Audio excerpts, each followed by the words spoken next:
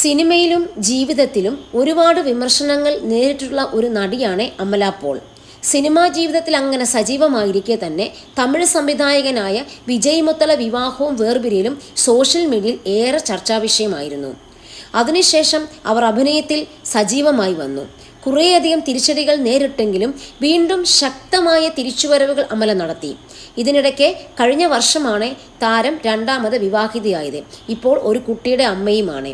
അമല പോൾ സ്വന്തമായി പറയുന്നത് ഇങ്ങനെയാണ്: ഒരുപാട് പാഠങ്ങൾ പഠിച്ചുകൊണ്ടിരിക്കുകയാണ്. ആരെയും വളരെ പെട്ടെന്ന് നമ്മൾ വിശ്വസിക്കരുത്. എല്ലാ കാര്യവും സമയമെടുത്ത് ചെയ്യണം. പെട്ടെന്ന് തീരുമാനമെടുക്കരുത്, പ്രത്യേകിച്ച് ക്ലാരിറ്റി ഇല്ലാത്ത കാര്യങ്ങൾ. ഭാവിയെക്കുറിച്ചാണെങ്കിലോ ഒരു റിലേഷൻഷിപ്പ് ആണെങ്കിലോ കരിയർ അല്ലെങ്കിൽ സിനിമ തിരഞ്ഞെടുക്കുന്ന കാര്യമാണെങ്കിലോ കറക്റ്റായിട്ടുള്ള കാര്യമാണെങ്കിൽ ക്ലാരിറ്റി ഉണ്ടാകും.